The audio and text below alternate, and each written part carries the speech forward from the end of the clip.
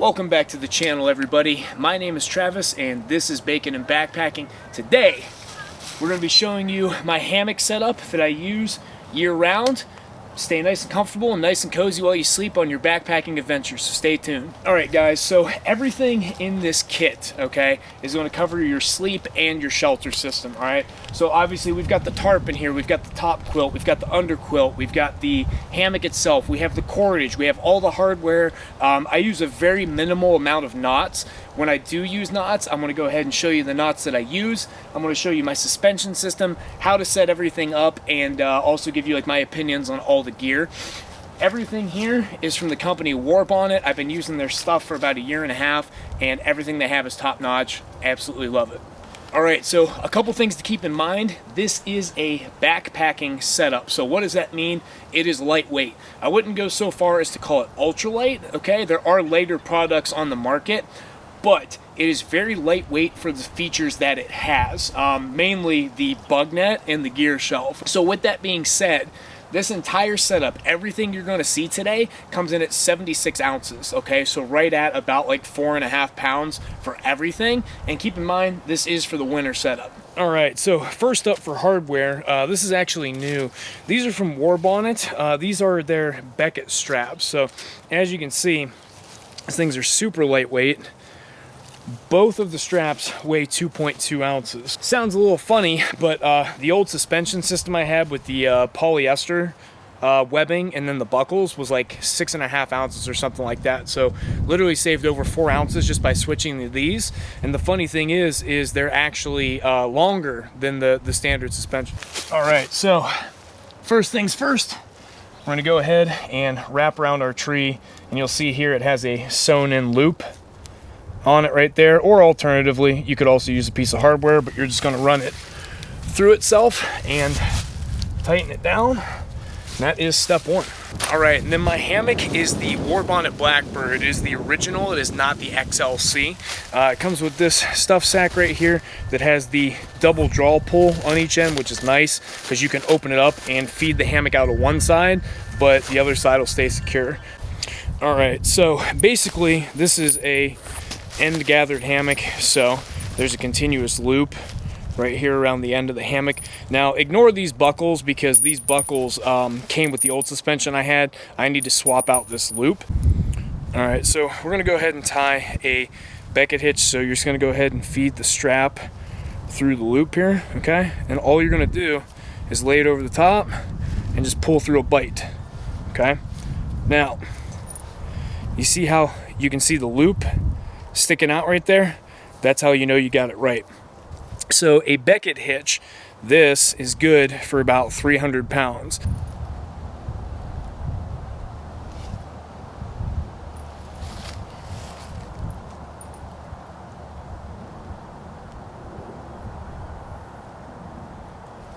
All right, we've got the double Beckett hitch in, and we are good to go. So it's time to go ahead and put on our insulation. We're going to get our quilts on here, get the tarp up, and we'll go from there. Cool little piece of gear I got. I keep all my cordage and my stakes in this Hilltop Packs Dyneema stuff sack. You guys see it's a stake bag. So I got all my stuff in here so I don't lose it. As you can see, it's pretty cold today and blowing a little bit of snow, and it's very windy, so I'm going to go ahead and guy out the hammock here. Generally what I do is I just take like one full step away, and that's where I'm going to guy it out at. Up next is the Warbonnet Diamondback top quilt. This is their 20-degree version. I've used this thing down to about 15 degrees Fahrenheit and stayed plenty warm.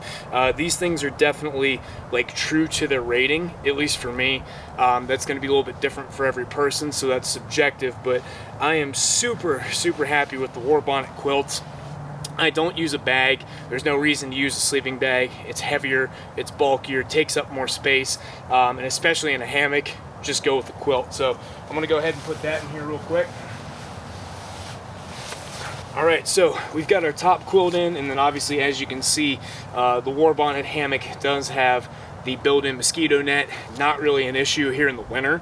So, you know, I guess it's a couple extra ounces that maybe you don't need.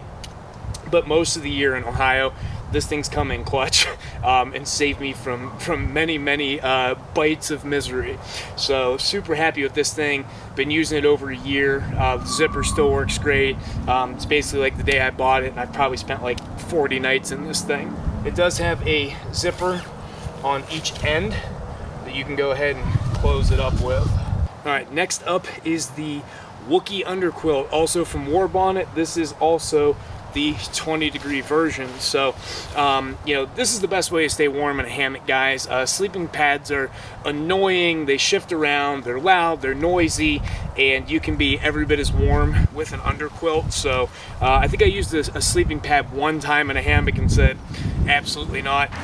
All right, and you're basically just going to take this piece of elastic and just hook it over the end gathered part of the hammock.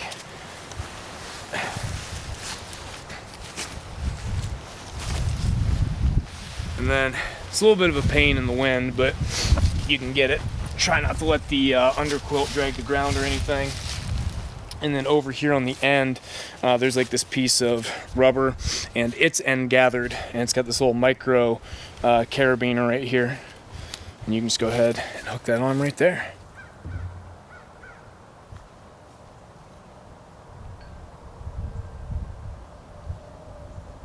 I always bring my Hill & Ox Chair Zero with me. I'm going to go ahead and link that video that I have on this chair down in the description box below. But I really like using this because I use it like, you know, at camp or whatever. And then when it's time for me to go to sleep, it's actually pretty cool. Because changing like clothing and stuff like that, like in a hammock, can be like a little bit of a pain. So I got 2 tips for you. 1, make sure when you use an underquilt that you do not sit in the underquilt and that you sit in the fabric of the hammock, because you will hit the ground very fast and you will probably destroy some of your very expensive gear. So I always double and triple check that I'm actually sitting down in the actual hammock fabric. This chair is nice because I can literally just take off my boot, set it in the chair like this, and it makes it easier, you know, if I want to change or something like that. It makes it easier to put these on. So I just kind of like having the chair set up here whenever I'm, you know, getting in and out of the hammock. I already have it on me. Makes it nice and easy. If you need to change in and out of clothes or something like that, you can go ahead, stuff that over here. Generally, I have like a water bottle or something like that in here, maybe a neck gaiter or just anything that, you know, I may need in the middle of the night, depending on like the weather, or, you know, like I said, just drink water or something like that. All right, and here we are. We are in our quilt. You guys will notice that I'm laying at about like a 30-degree angle to the ridge line here. Believe it or not, if you want to lay flat in a hammock, you kind of have to lay at this angle like that. You can't just lay straight down the ridge line. So honestly, in this combo right here you're looking at, all I have on is a base layer. I've used this exact combination down to about 15 degrees and stayed plenty warm enough. All right, it is tarp time. So even though I was laying in there nice and toasty, believe it or not, I actually couldn't feel any of that wind coming in. But in the winter, it's probably still good practice to go ahead and use a tarp anyways. It is going to block wind better, and then you definitely don't want to get wet. So I generally deploy my tarp the majority of the time in the winter, you know, whether there's any precipitation or not. But I'm going to go ahead and show you my setup. So in here, in the snakeskins are made by Hennessee Hammocks. Everything else is made by Warbonnet. In here is a Warbonnet mountain fly tarp. It's a pretty full coverage tarp. It goes very low to the ground. It offers good protection, like 360. It does have doors on the ends as well too. All right, so this cordage is also from Warbonnet. This is their Dyneema cordage. And then this is a piece of their titanium hardware that is called a tarp tick for a no knot ridge line. Okay, it might sound funny. A lot of you people are like, oh, you need Dyneema cordage. You'd be surprised where you can save weight. With all the cordage that you need for like a hammock and a tarp system, I weighed it all up, and I was using paracord, and it was 6 ounces heavier than this Dyneema cordage. Okay, so that's huge. I mean, I swapped out that suspension system, right, that saved me like 6 ounces there. The cordage saved me like 6 ounces. I mean, you're 3/4 of a pound right there. All right, and then I just put a, I tie a bowline knot on the end of my cordage, and that's just like the loop I use. You can use any sort of, you know, loop at the end of a line. So generally what I'm going to want to do is go a couple inches above the top of the hammock and you know, just feed this back through the loop here, and then just tighten it up. And there you go. All right, then you got the ring on your tarp. You're just going to go ahead and hook it with the tarp tick like that. I've got a stopper knot to stop the line that's connected to the tree from, you know, just falling through the tarp tick. Now we already got the other side tension, so you're just going to pull, tighten her up as much as you can, and then what you're going to do is you're going to go ahead and wrap this around here to tie it off. 1 and then 2, and we are tied off.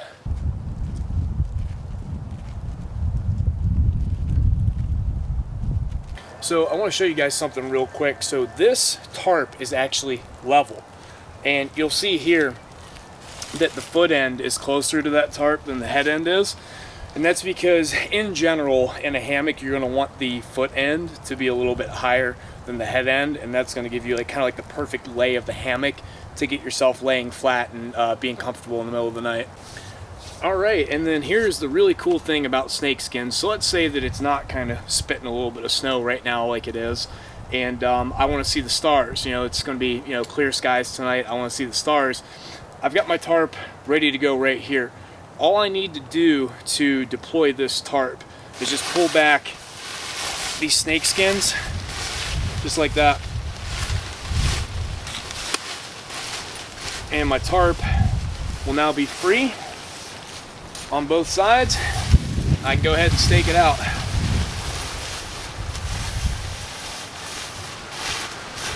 And of course, because we were shooting video, it all went on the other side of the hammock, didn't it? All right, guys, so right now I'm using a guy line system. This is just some more of that Dynamic cordage from Warbonnet, and again, I just have it permanently attached with a bowline knot. You're just gonna wrap around the groove in the stake here, and I feed it back through this little ring right here, because this creates a very easy like 3-to-1 pulley. Like it takes like no tension or no pressure whatsoever to tension this. So I just put it where I need to put it. I don't get it like super tight, but all I'm gonna do, guys, is I just put like a half hitch on a bite right here through this thing, and just do it like that, okay? And yes, that is only 1/2 hitch, but it's kind of binding back on itself. And I mean, I'll be honest with you, like sometimes I'll put a second one in, but I've had this thing up to 60-mile-an-hour winds with just like a half hitch or two, and it's never popped out.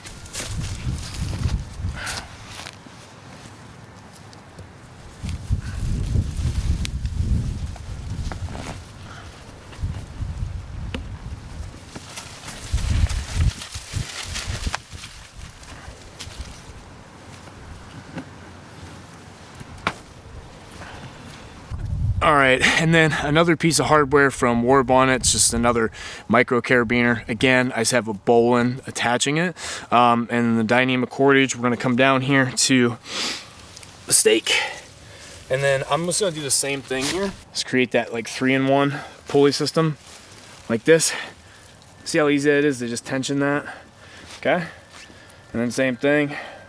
So go ahead and throw a half hitch in it. Now we have a problem.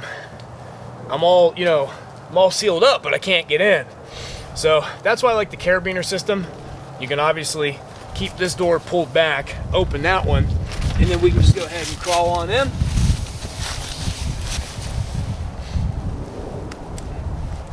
Close her back up. So I've actually had this tarp in gusts of up to about 60 miles an hour, okay? And it'll make a lot of noise and it'll move around a lot, but nothing tore. Everything looks brand new. I've been using this tarp for over a year. But one other thing I did want to tell you, you can rig up some more guy lines. You have these panel pullouts right here, and you see how that line kind of comes in there? This is meant to give this more structure, okay? So you have 2 of these on each side, okay? And you could pull this out a little bit more, give yourself a little bit more space on the interior, and then also to make it a little bit more resistant to the wind. Typically for me, I'm just, you know, I'm ready to set up and eat and make a fire and stuff, and I just don't really care. So I've never actually used these, and I've never needed to. 60 mile an hour winds is probably about the worst conditions I think I'm ever going to be in, and it held up to that just fine in this configuration right here.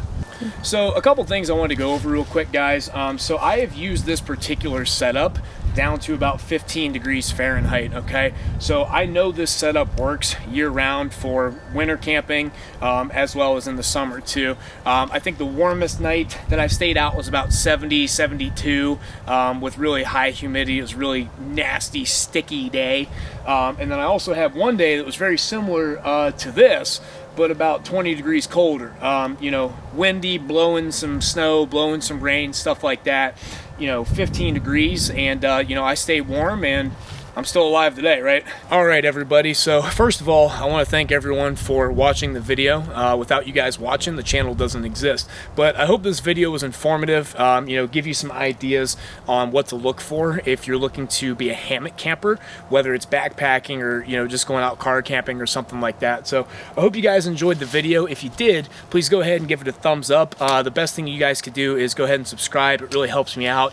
We're chasing 1,000 subscribers right now, and looking to chase that thing down, so be really excited when we get there. That's like the first major milestone for the channel. But again, thanks everybody for watching, and see you guys in the next one.